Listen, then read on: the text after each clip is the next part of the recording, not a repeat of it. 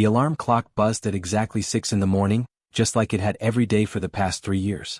Tom Wilson rolled out of bed, put on his worn sneakers, and headed out for his morning run through the quiet streets of Manchester. He was not a special man by any measure. He worked at a small electronics repair shop, lived alone in a tiny apartment, and his biggest achievement was fixing Mrs. Henderson's old television last month. But today would change everything. Tom was halfway through his usual route when he noticed something glowing in the park. At first he thought it might be some kids playing with glow sticks, but as he got closer he realized it was something else entirely. A small, crystal-like object sat on the grass, pulsing with soft blue light. Probably just some fancy toy, Tom muttered to himself, but curiosity got the better of him. He picked up the crystal and immediately the world around him seemed to shimmer. The crystal grew warm in his hands and suddenly, words appeared in the air in front of him. Not on a screen or projected somehow, but actually floating in space like magic. Tom blinked hard, thinking he might be having some kind of medical emergency. "Hello, human of Earth," the floating words said in plain English. "You have been chosen." Tom looked around frantically. The park was empty except for an old man walking his dog in the distance, and that man seemed completely unaware of the floating text. Chosen for what? Tom asked out loud, feeling foolish for talking to thin air. The Tournament of the Gods. Every 1,000 years, beings from across the galaxy compete for the ultimate prize. Your world has reached the minimum requirements to send a representative. Tom almost dropped the crystal. This is crazy. I must be dreaming. You are not dreaming, Tom Wilson. We know your name, your address, your social security number, and your fear of spiders. This is very real. That last detail made Tom's blood run cold. Nobody knew about his spider phobia. He had never told anyone, not even his mother. Why me? He asked. I'm nobody special. I fix broken toasters for a living. That is precisely why you were chosen. The great civilizations of the galaxy have grown powerful but predictable. They solve problems with brute force, advanced technology, or ancient wisdom. Humans solve problems differently. Tom sat down on a nearby bench, still holding the glowing crystal. What kind of problems? The tournament consists of challenges that test different aspects of intelligence, creativity, and power. Participants have included beings who can move mountains with their minds, creatures that live for millions of years, and machines more advanced than anything your species can imagine. And you want me to compete against them? I can barely program my coffee maker. Previous human representatives have been selected based on their achievements. Scientists, warriors, leaders. All have failed within the first challenge. We decided to try a different approach. Tom stood up and started pacing. What happens if I say no? Nothing. You return the crystal to the ground, go home, and live your normal life. Earth continues its development naturally, and in a few hundred years, we might invite your species again. And if I say yes? You will be transported to the tournament location immediately. The challenges will test you in ways you cannot imagine. You may die. You will certainly be changed forever. But if humanity succeeds, your species will gain knowledge and power beyond your wildest dreams. Tom thought about his ordinary life. The same routine every day, the same small problems, the same tiny victories. He thought about all the science fiction movies he had watched, all the books he had read about humans proving themselves among the stars. How long do I have to decide? The tournament begins in 1 hour your time. The crystal will only remain active until then. Tom looked at the crystal, then at the floating words, then at the ordinary park around him. A jogger ran past, completely oblivious to the fact that Tom was potentially making a decision that could affect all of humanity.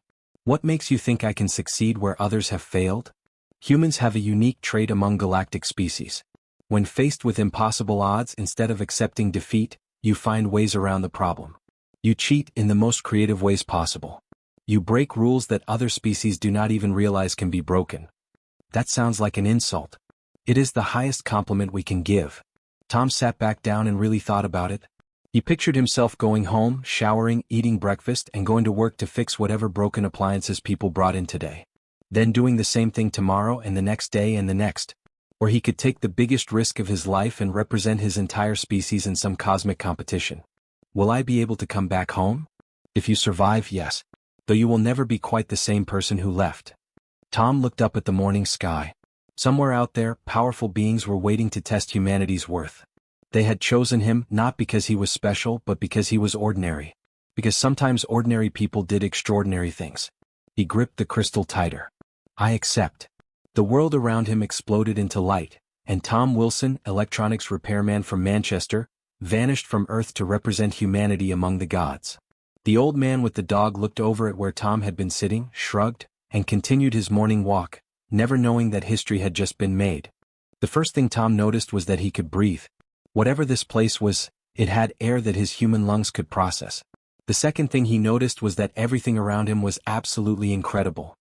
He stood on what looked like a giant platform made of some kind of glowing metal, floating in space next to a massive structure that stretched as far as he could see. Stars twinkled in the distance, but they seemed closer somehow, as if he could reach out and touch them. "So this is what Earth sends to represent them," a deep voice said behind him. Tom turned around and immediately wished he hadn't. The creature speaking to him was at least 9 feet tall, covered in what looked like black armor, with 4 arms and glowing red eyes. It reminded Tom of every nightmare he had ever had about monsters under his bed. "I am General Crix of the Warrior Empire," the creature announced. "My people have conquered 40 star systems. We have weapons that can destroy entire planets. What does your species offer?" Tom looked down at himself. He was still wearing his jogging clothes and sneakers. I fix electronics?" The general threw back his head and laughed, a sound like grinding metal. "This tournament will be over quickly." Other competitors began to gather around them. Tom saw beings that looked like they were made of pure energy, creatures with tentacles instead of arms, and something that appeared to be a walking crystal formation. Each one looked at Tom with expressions that ranged from confusion to pity to outright amusement. A floating geometric shape appeared above them, pulsing with different colors. When it spoke, its voice came from everywhere at once. "Welcome, competitors, to the Tournament of the Gods. I am the judge, an artificial intelligence created by the first civilization to achieve cosmic transcendence. You will face 5 challenges designed to test your species' worthiness to join the Galactic Council." Tom raised his hand like he was in school. "Excuse me, but I don't really understand what's happening here." Several competitors snickered. The judge's geometric pattern shifted slightly. "The first challenge is simple. You must move the target object from its current position to the designated zone. You have 1 standard time unit to complete this task." A section of the platform became transparent, revealing space below them. Floating in the void was what looked like a small moon, easily the size of a city. A red circle appeared on the platform, marking where the moon needed to go. "That's impossible," Tom said. "I can't move something that big. I don't have superpowers or anything." General Crix cracked his knuckles, all 4 hands making loud popping sounds. "Watch and learn, small human." The general pointed his 4 arms at the moon and began to glow with fierce energy. Beams of pure force shot from his hands toward the target. The moon shuddered slightly but remained in place. The general grunted with effort, pouring more power into his attack. The moon moved perhaps a few hundred feet. "Pathetic," said one of the energy beings. "Allow me to demonstrate true power." The energy creature expanded into a massive glowing cloud and surrounded the moon completely. Tom watched in amazement as the creature tried to push the moon through sheer force of will. The moon budged a little more but was still nowhere near the target zone. One by one, the other competitors tried their approaches. The crystal being attempted to use some kind of gravity manipulation. A creature that looked like a giant octopus wrapped its tentacles around the moon and pulled with incredible strength. Each attempt moved the moon slightly, but none came close to success. Finally, it was Tom's turn. He walked to the edge of the platform and looked down at the moon, then at the target zone, then at the massive space station they were all standing on. "This is embarrassing," he muttered to himself. "I'm going to die in the first 5 minutes." But then Tom noticed something. The space station had small thruster ports all around its surface, probably for adjusting position. And the moon, while huge, was floating in 0 gravity. In space, you didn't need to overpower something to move it. You just needed to apply force in the right direction. Tom found what looked like a control panel and pressed his hand against it. To his surprise, it responded to his touch, displaying information and symbols that somehow translated themselves in his mind. "What are you doing?" General Crix demanded. "The challenge is to move the moon, not play with the station controls." "I'm not moving the moon," Tom said, studying the thruster configuration. "I'm moving us." Tom activated a precise sequence of thrusters on one side of the massive station.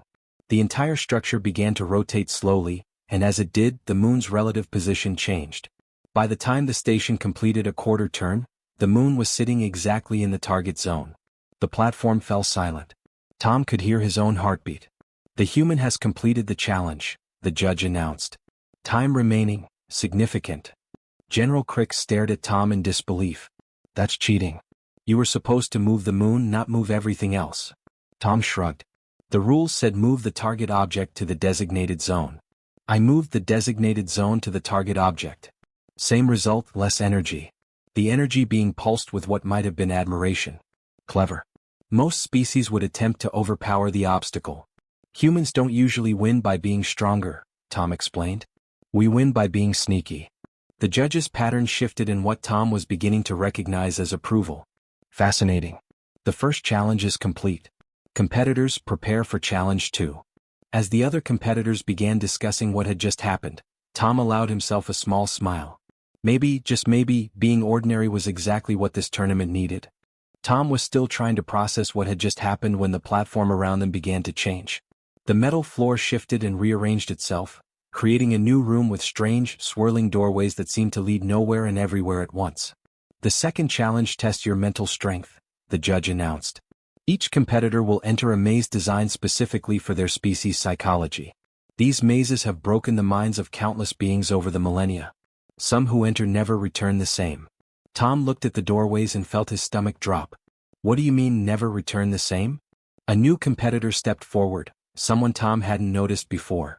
She looked almost human, except her skin had a slight blue tint and her eyes were completely silver.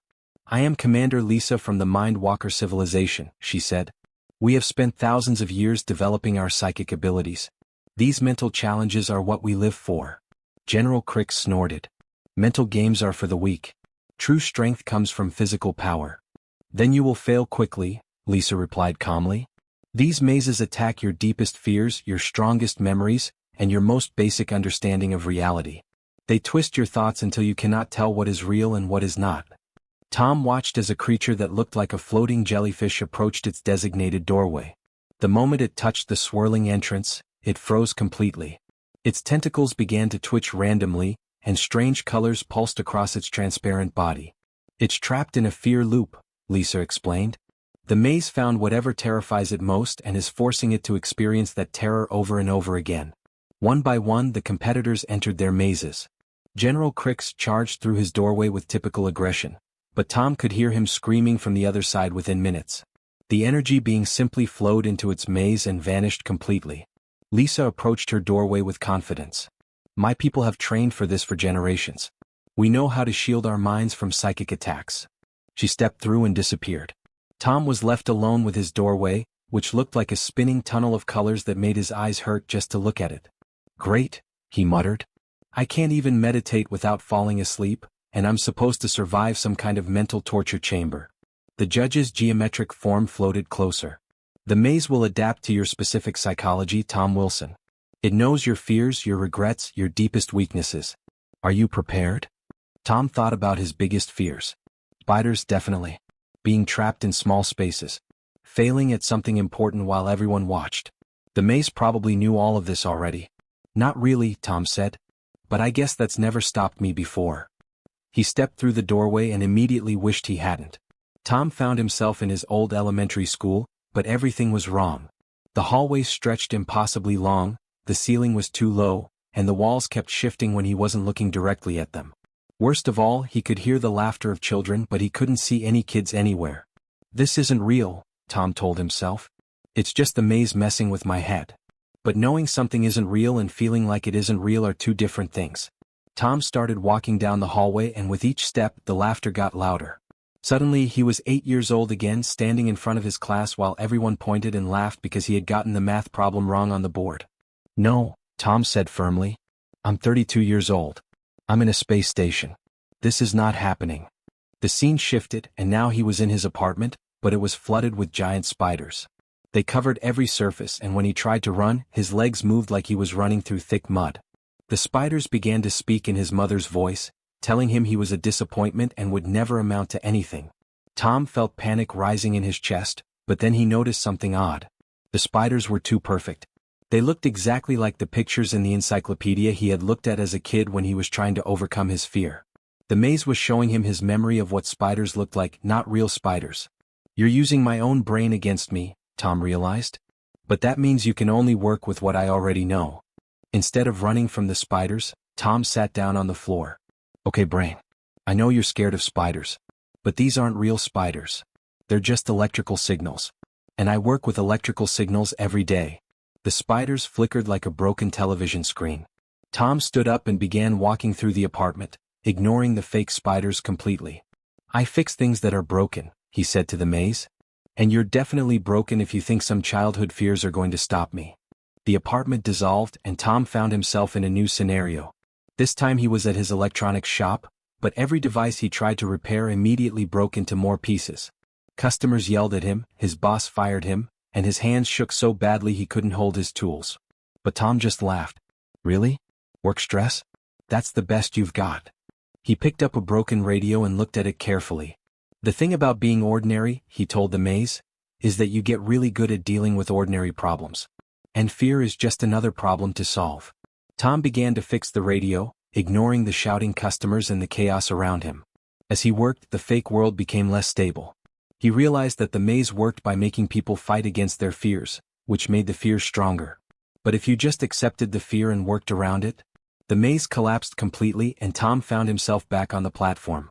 To his surprise, he was the first one out. Lisa emerged from her doorway a few minutes later, looking exhausted and confused. How? She gasped. I spent years training for mental combat and you just walked out like it was nothing. I didn't fight it, Tom explained. I just treated it like any other broken thing that needed fixing. General Crick stumbled out of his maze, his armor cracked and his eyes wide with terror. The energy being never returned at all. The judge's patterns shifted rapidly. Remarkable. Most species attempt to overpower the psychological attacks or defend against them. You simply ignored them. Not ignored, Tom corrected. I just didn't let them distract me from what I was supposed to be doing. As more competitors slowly emerged from their mazes, many of them looked at Tom with new respect. The ordinary human from Earth was proving to be anything but ordinary.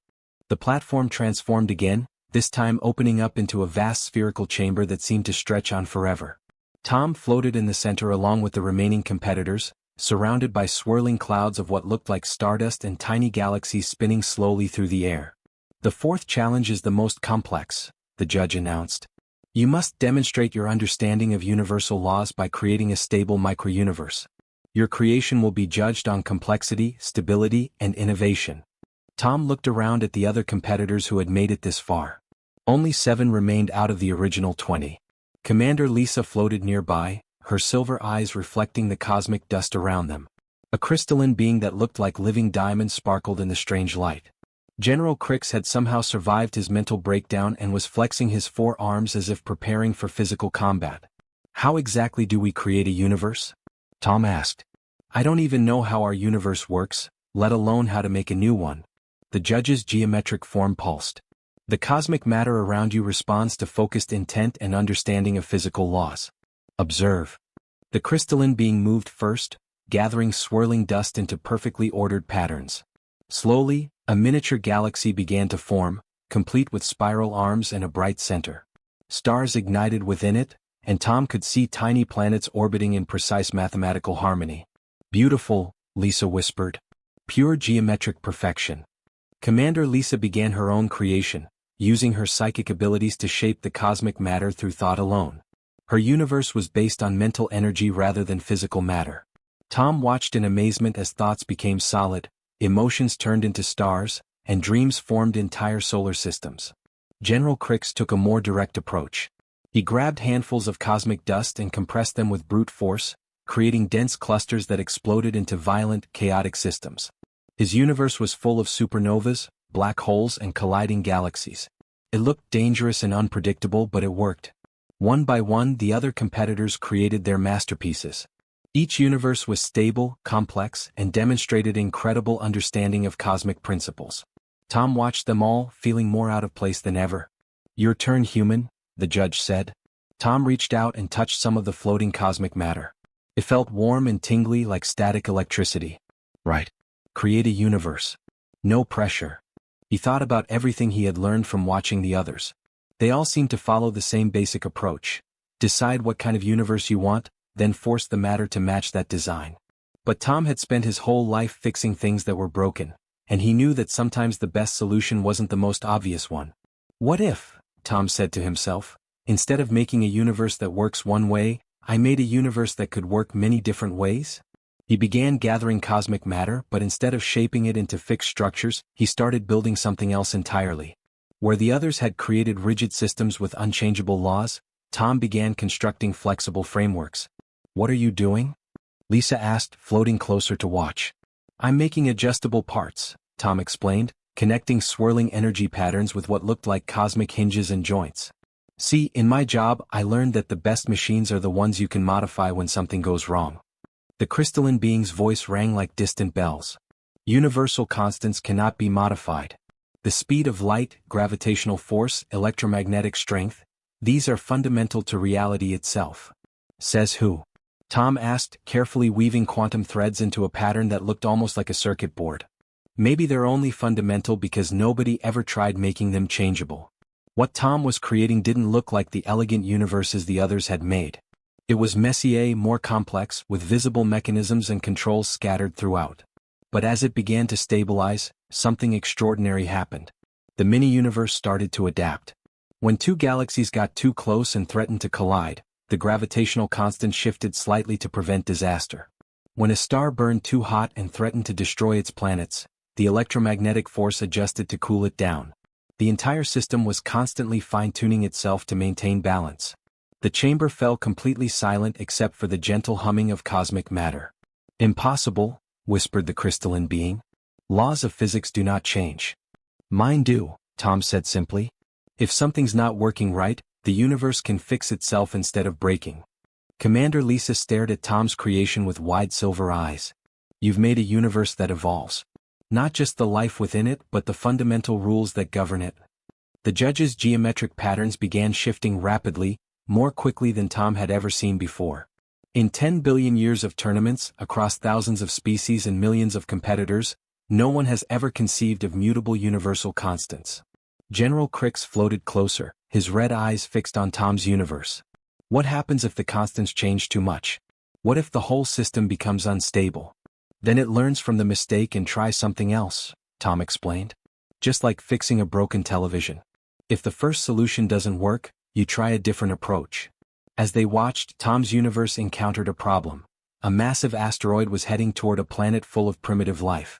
Instead of accepting the extinction event, the universe slightly altered the gravitational field around the asteroid, deflecting it into a harmless orbit around the system's outer edge. "The implications are staggering," Lisa breathed. "A universe that can rewrite its own rules to prevent catastrophic failure." The judge's voice carried a tone Tom had never heard before: uncertainty. "This changes everything. The cosmic order, the fundamental understanding of reality itself." Above them, the chamber's ceiling began to open, revealing something beyond the stars. Ancient figures materialized in the void, beings so complex that Tom's eyes couldn't quite focus on them properly. They radiated power and wisdom that made even the judge seem simple by comparison. "The tournament is suspended," one of them announced in a voice that seemed to speak directly into Tom's mind. "We must deliberate." Tom looked around at his fellow competitors, all of whom appeared as stunned as he felt. "Did I break something important?" The closest ancient being turned what might have been its attention toward Tom. "No, human. You may have fixed something we didn't even realize was broken." The ancient beings surrounded Tom and the remaining competitors in a space that didn't quite make sense. They were still in the tournament chamber, but somehow they were also floating among real galaxies and stars. Tom could see Earth in the distance, a tiny blue dot that made his heart ache with homesickness. "We are the architects," the largest of the ancient beings spoke, its voice echoing in Tom's mind rather than his ears. "We created this tournament eons ago, but not for the reasons you believe." General Crix crossed his forearms defiantly. "We compete for ultimate power and knowledge. The winner gains control over cosmic forces." "No," another architect replied, its form shifting like living starlight. "The tournament was never about finding the strongest species. It was about finding the species capable of growing beyond their current limitations." Commander Lisa floated closer to Tom. "You mean this was all a test to see who could evolve?" "More than that," the first architect continued. "The universe itself is reaching a critical point. The current cosmic laws are becoming insufficient for what comes next. We needed to find beings who could think beyond the boundaries of established reality." Tom raised his hand nervously. Excuse me, but I'm just a guy who fixes broken appliances." I don't understand most of what you're talking about. The architect's attention focused on him with such intensity that Tom felt like he was being examined down to his atoms. That is precisely why you are here, Tom Wilson. Every other species that reached this level did so through power, advanced technology, or ancient wisdom. They learned to work within universal laws, but never questioned whether those laws were perfect. The crystalline being chimed softly. You're saying our civilizations became too advanced for our own good? Success breeds conformity, an architect explained. When something works well, species stop looking for better solutions. Humans are still young enough to question everything, still foolish enough to try impossible things. Tom looked at his adjustable universe, still floating nearby and continuing to adapt to new challenges. So what happens now? Do I win something? There is no winner, the architect said. There is only choice. Humanity has demonstrated the trait we sought, but they are not ready for cosmic responsibility. Tom Wilson, you must return to Earth and guide your species' development, but naturally. No alien technology, no shortcuts, no cosmic knowledge that would skip the learning process. That doesn't seem fair, Lisa protested. Humans solved your impossible test. Don't they deserve a reward? The reward, another architect replied, is the opportunity to earn true cosmic citizenship instead of having it handed to them. Species that receive power without understanding inevitably misuse it. General Crick stepped forward aggressively. And what about the rest of us? We've spent millennia building our civilizations. Are we being rejected? You are being invited to help, the first architect said. Some of you will return to your home worlds and prepare your species for the changes coming. Others may choose to remain as observers, watching humanity's development and learning from their approach to problems. Tom felt overwhelmed. Wait, you're asking me to go home and somehow guide all of humanity? I can't even convince my neighbor to turn down his music.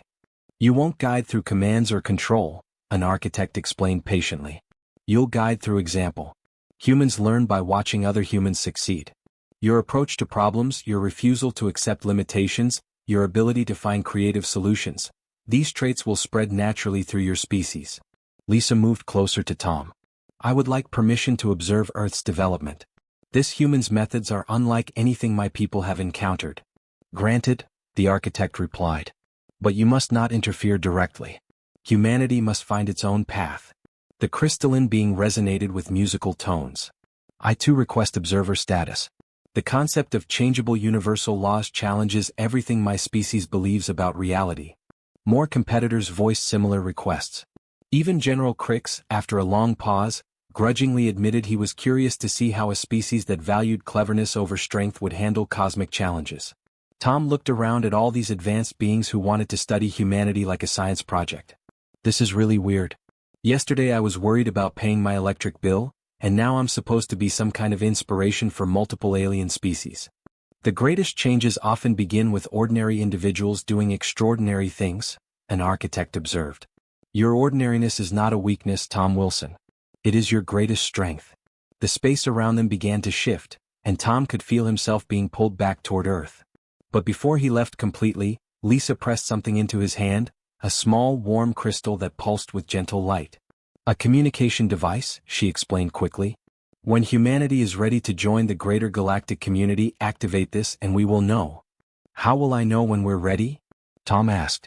When your species learns to solve problems the way you do, with creativity instead of force, with cooperation instead of conquest, with curiosity instead of fear, then you'll be ready. Tom felt the familiar sensation of his morning jog route materializing around him. He was back in the Manchester Park where everything had started, standing in the exact same spot. According to his watch, only 10 minutes had passed since he first picked up the tournament crystal. But everything was different now.